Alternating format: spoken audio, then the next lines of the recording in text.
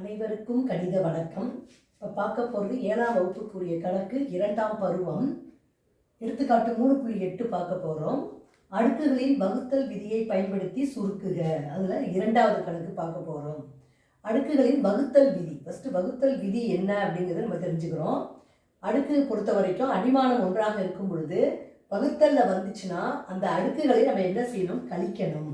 வகுத்தலில் இருக்கும் பொழுது அடிமானம் ஒன்றாக இருந்து அடுக்குகள் விதியில் வகுத்தலில் கொடுத்துருந்தாங்கன்னா நம்ம என்ன செய்யணும்? அந்த அடுக்குகள் இருக்குது பார்த்தீங்களா, எம்மு, இங்கே என் இருக்குன்னா ஏ அடுக்கு எம் பை எம் ஏ அடுக்கு என் இஸ் ஈக்குவல் டு ஏ அடுக்கு எம் மைனஸ் என். கழிக்க வேண்டும் அடுக்குகளை.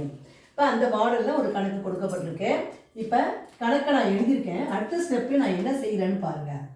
அடிமானம் ஒன்றாக இருக்கும்பொழுதுன்னு சொல்லியிருக்கேன். அப்போ ஃபஸ்ட்டு என்ன இருக்குது? 2 அடுக்கு 8 அதை போட்டுக்கிறேன்.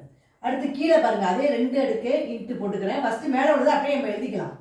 3 அடுக்கு 5 இன்ட்டு 5 அடுக்கு 4 தொகுதியில் அப்படியே எழுதிட்டேன். பகுதியில் இப்போ என்ன செய்யறேன்? கொஞ்சம் மாற்றி எழுத போகிறேன்.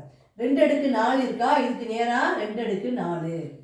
அடிமானத்தை ஒன்றாக வரிசைப்படுத்தி எழுதுறோம், அவ்வளோதான். 3 அடுக்கு 5 இருக்கா, இங்கே என்ன இருக்குது? 3 அடுக்கு 3 பெருக்கல் அடுத்து என்ன இருக்குது? 5 அடுக்கு 3. இப்போ வகுத்தலில் அடுக்கு விதி என்ன போட்டிருக்கோம்? கழிக்கணும். அடுக்குகளை கழிக்க வேண்டும். இப்போ அடுத்த ஸ்டெப் நான் என்ன செய்கிறேன்? அடிமானம் ஒன்றாக இருக்கும் பொழுது 2 போட்டுக்கிறேன். அடுக்குகளை என்ன செய்யணும்? கழிக்கிறோம். 8 மைனஸ் 4. அடுத்து பெருக்கல் குறியீட்டை போட்டுக்கிறேன். அடுத்து 3 அடிமானம் 3 எழுதிக்கிறேன். 5 மைனஸ் 3. அடுத்து பெருக்கல் குறியீட்டை போட்டுக்கிறேன். 5ங்கிற அடிமானத்தை எழுதிக்கிறேன். மேலே என்ன இருக்கு? 4 இருக்கு அடுக்கு, கீழே 3 இருக்கு, மைனஸ் 3. இப்போ கழிச்சு போட வேண்டியதுதான். 2 அடிமானத்தை அப்படியே போட்டுக்கிறேன்.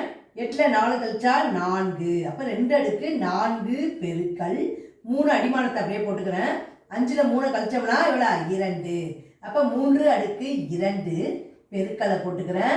இந்த 5ஐ எழுதிக்கிறேன். 4 மைனஸ் 3. 4ல் 3 கழிச்சா எவ்வளோ? 1. அந்த 1ங்கிறத அடுக்கு எழுதினாலும் எழுதாட்டியும் அதே நம்பர் தான். இப்போ நான் 1ன்னு போட்டுக்கிறேன்.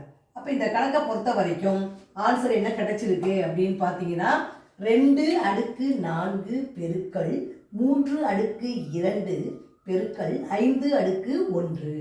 அடுக்கு விதி வகுத்தல் விதியில் வரும்பொழுது என்ன பண்ணியிருக்கோம்? அந்த விதியை பயன்படுத்தி இந்த கணக்குக்குரிய விடையை கண்டுபிடிச்சிருக்கிறோம். புரிஞ்சுங்களா?